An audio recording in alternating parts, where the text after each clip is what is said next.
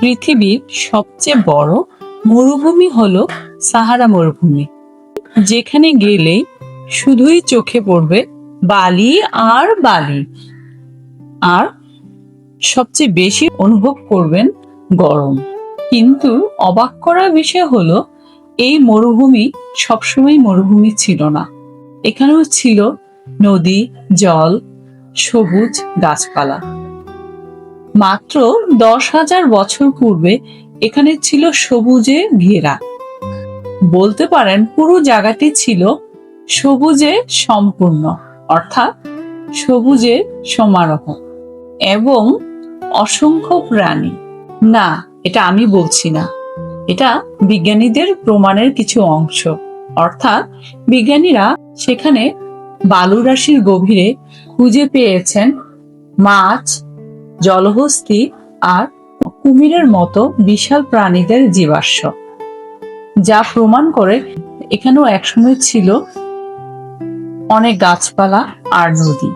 এমনকি বন্ধুরা, পাথরের দেয়ালে পাওয়া গিয়েছে মানুষের হাতে আঁকা ছবি, যেখানে মানুষ নৌকা চালাচ্ছে, শিকার করছে। এসব দৃশ্য ভেসে ওঠে। এর মানে বোঝা যাচ্ছে এখানে একসময় মানুষের বসবাসও ছিল।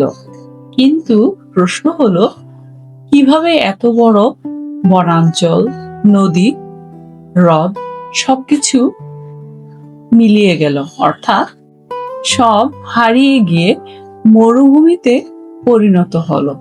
বিজ্ঞানীদের ভাষ্য মতে জলবায়ুর পরিবর্তনের কারণে কয়েক হাজার বছরের মধ্যেই সকল নদ নদী শুকিয়ে যায় আর পরিণত হয় এক বিশাল মরুভূমিতে, যা আমরা এখন দেখতে পাই।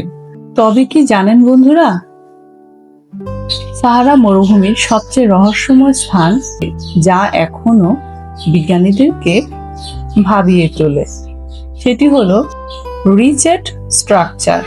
উপরে গিয়ে, অর্থাৎ আকাশ থেকে আপনি এই অংশকে দেখলে মনে হবে একটি চোখের মতো। আর এই কারণে এই জায়গাটিকে আই অফ দা সাহারা বলা হয়। অনেক মানুষ বিশ্বাস করে এই অঞ্চলটি হারিয়ে যাওয়া কোনো এক প্রাচীন শহর, অথবা হতে পারে হারিয়ে যাওয়া কিংবদন্তির আটলান্টিস সভ্যতার কিছু একটা অংশ হতে পারে। যদিও বিজ্ঞানীরা এটাকে দাবি করেন লক্ষ লক্ষ বছর আগে তৈরি হওয়া প্রাকৃতিক ভূতাত্ত্বিক গঠন। আরেকটি অবাক করা বিষয় হলো, সাহারা মরুভূমির নিচে ভূগর্ভস্থ মধ্যে এখনো অনেক অনেক বিশাল পানি জমে আছে। মরুভূমির নিচে এক অন্যরকম পৃথিবী। পৃথিবী সত্যিই বড় রহস্যময় স্থান, আর সাহারা মরুভূমি এরই একটি বড় প্রমাণ। কি বলেন বন্ধুরা?